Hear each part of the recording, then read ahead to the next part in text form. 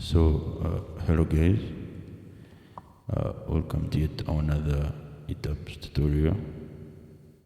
I would like to encourage you to like, share, subscribe, and turn on the notification bell to be able to motivate me to be able to share more tutorials or more content related to the construction.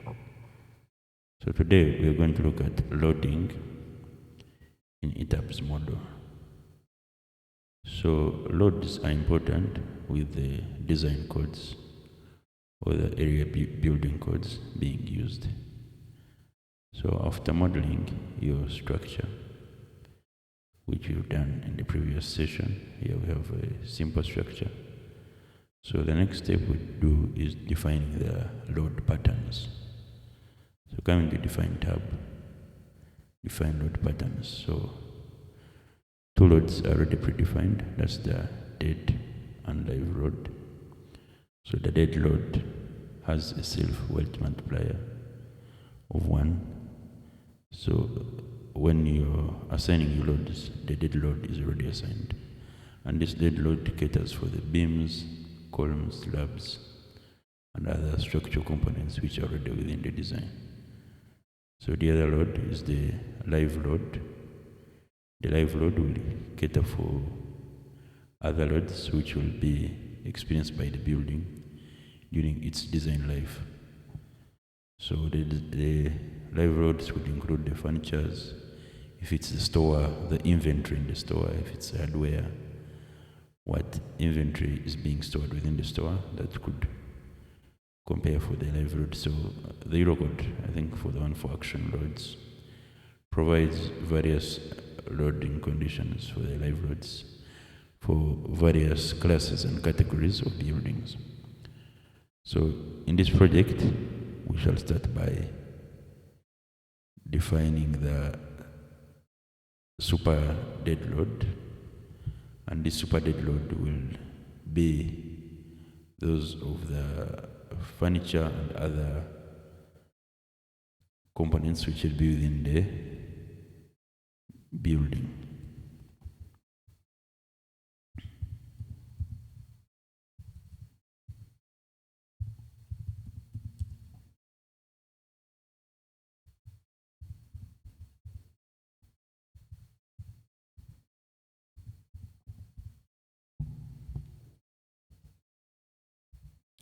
So after defining our super dead load, we come and select the type. The type is super dead. Then we add it as a new load. Still it has a self-weight multiplier of 0.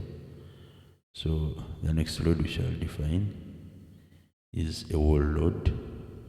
This will be the partition walls which will be applied around the beams of the frame during the construction phase.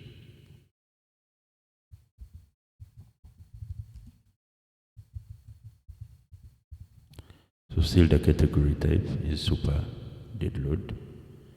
Add it as a new load and still has a self multiplier of 0. So next we shall define the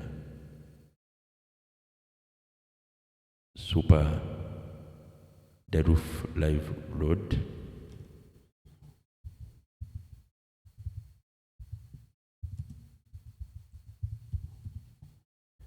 So still the type will be roof live, we add it.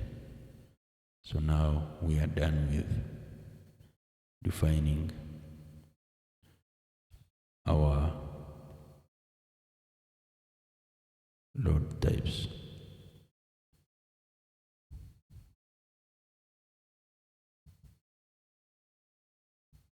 So okay.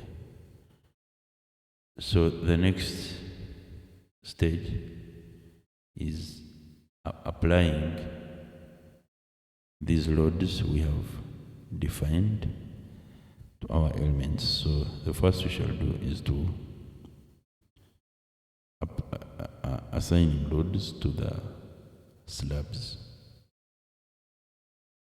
So we come to select tab, select by object type,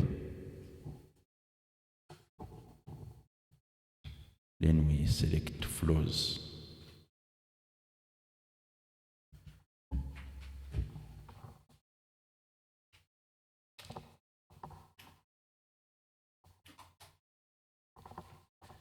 So after selecting the floors, we can close, and now we've selected all the slabs in our project. So this saves us time instead of selecting each member one by one. So after selecting, we can assign the shell loads. So come to the assign tab, shell loads uniform. So the first load we can assign is the super dead. So super dead. So we can take it as 2 kilonewtons per meters. Also the code could define the specific load to use here. So we assign it, okay. So in the 3D, it shows it has been assigned. So when you come and right click on a slab, and you come to the slab information loads, our super dead load appears here, so it has been assigned. So the next step is to assign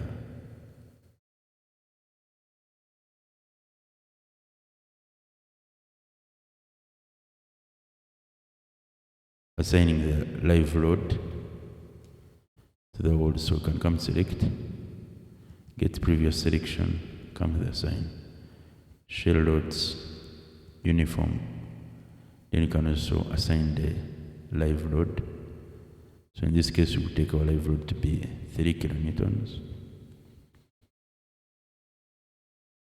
Then apply. Okay, then close. So we come and when you right click on any slab and the slab information, our live load has been assigned. So if you want to delete, let me say a load, for example, we can select previous. Then we assign shell load, shell loads, uniform. Then we can assign the dead load. So taking the dead load as 2, then we apply. Okay. So when you right click on one of the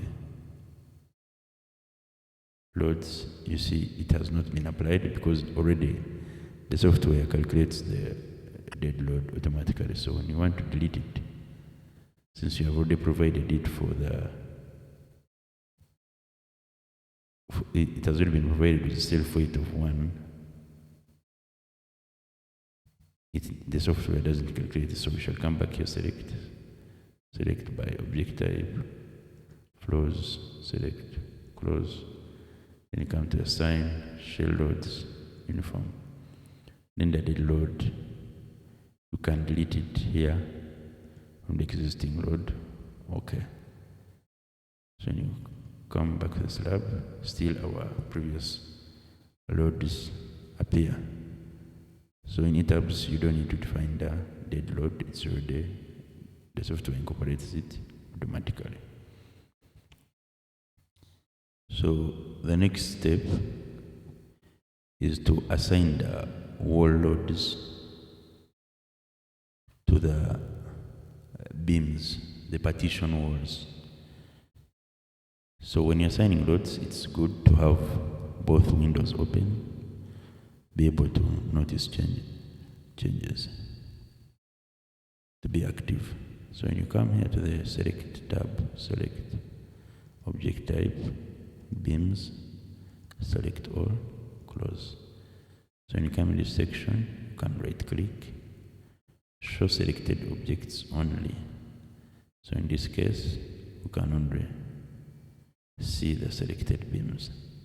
So when you right click and select all the beams in all stories. So after selecting all the beams, then you can assign the frame loads. Come to the assign tab, frame loads, distributed. So the load pattern is wall load. So So you come here, you can load it as 8 kilonewtons per meter, but this whole load can be calculated during the preliminary stages to be able to determine it so as to apply the exact uniform load. So you apply, okay, then close.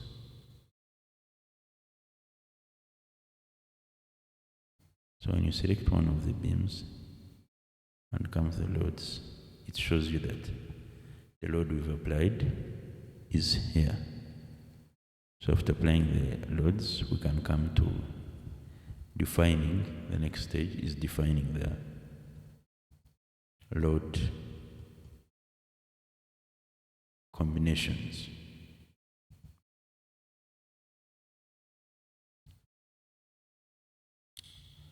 So on the define tab, load combinations. So we can define the loads manually, or we can use default design combos. So starting with the default design combos, you can look at the concrete frame design, then enable convert to user to be able to edit them. Press OK. So the two combos are here. So you come and modify the combos. Yes, so this provides you for the super dead. These are the loads which we've unveiled, but it provides you other unnecessary loads which you didn't define. For example, the model code. You can press OK, you check the second code. It's also providing you more unnecessary loads.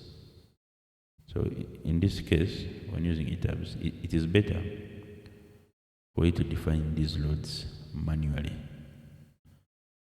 So you can delete these combinations, then you add a new combo.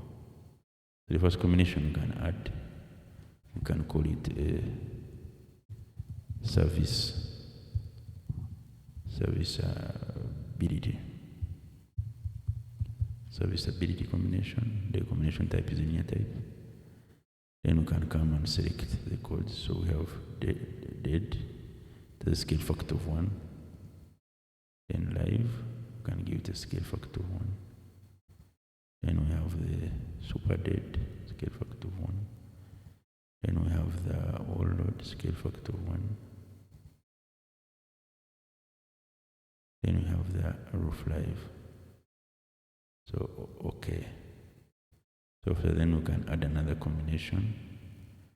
And this second combination is the limit state of collapse.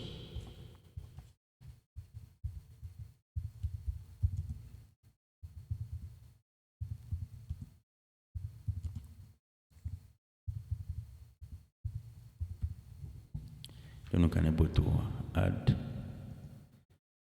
dead, so we can add the live, add the super dead, and add the wall load, and add the roof live. So the scale factor of the dead is always 1.35 according to the Euro code. The scale factor of the live is 1.5. The super dead still takes 1.35. And the wall load takes 1.35, and the roof live takes 1.5. So, okay.